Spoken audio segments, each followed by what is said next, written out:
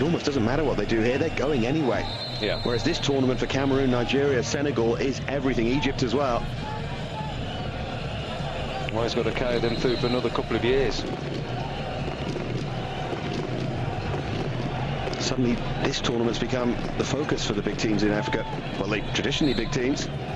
Togo, Angola, Ghana and Ivory Coast and Tunisia qualified fair and square. Well, it just puts more emphasis on the qualifying rounds, doesn't it, when you're qualifying for the African nations in the World Cup.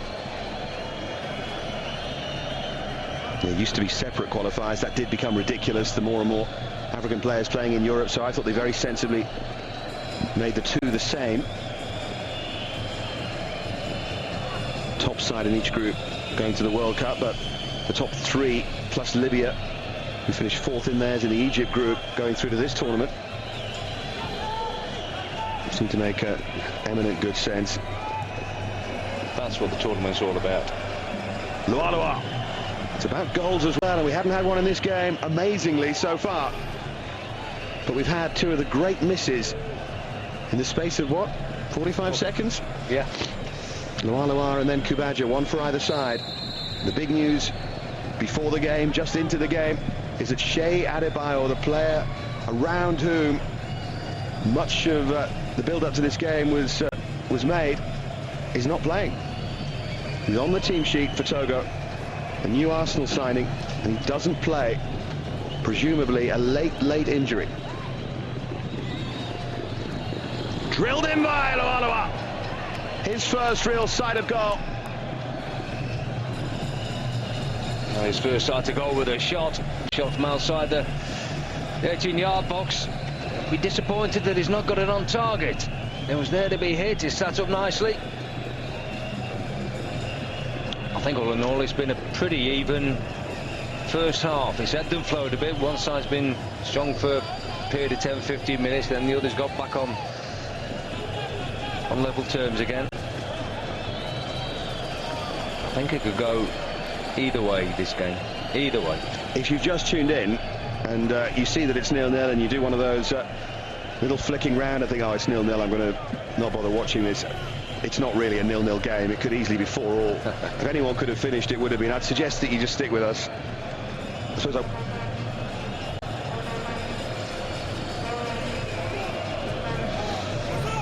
on the touchline, I think he'll be quite happy. I think he'll be happy at half-time, but he will be disappointed that the side haven't got a goal yet.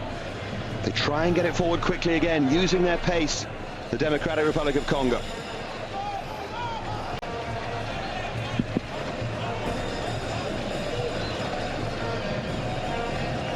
Ate Udei, haven't seen too much of him so far. Forward by Matumona. Lamana Lualua looking in space for Mbuta. Great move! Oh, he's so unlucky. Oh. He did everything right, Mbuta, and somehow it doesn't go in. And Claude Leroy can't believe it. It sums up the half for them.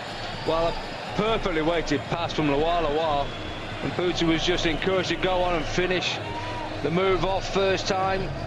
Hit the shot across the keeper. Did everything right. You thought once it hits the inside of the post, you're just going to find the back of the net. Well, then it's a question of which way the ball's turning and how it spins, and it was against the Democratic Republic of Congo. Sums up Mbuta's contribution so far, though. He is the one who's supporting Lualua.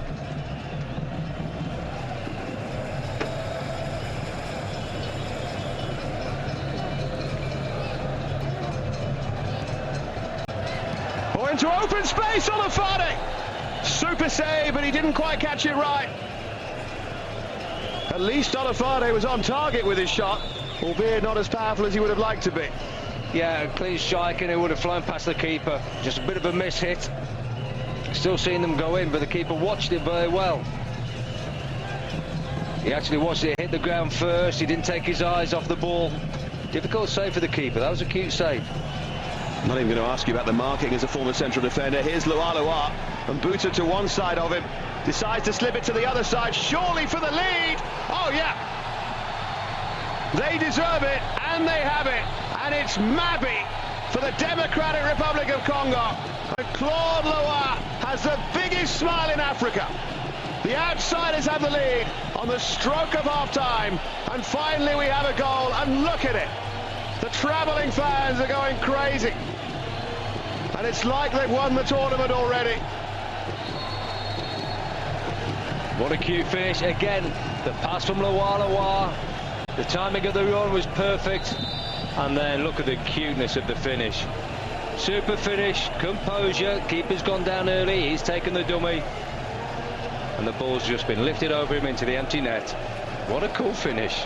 When all around him have been losing their heads in front of goal, Mabi has kept his to give his side the lead.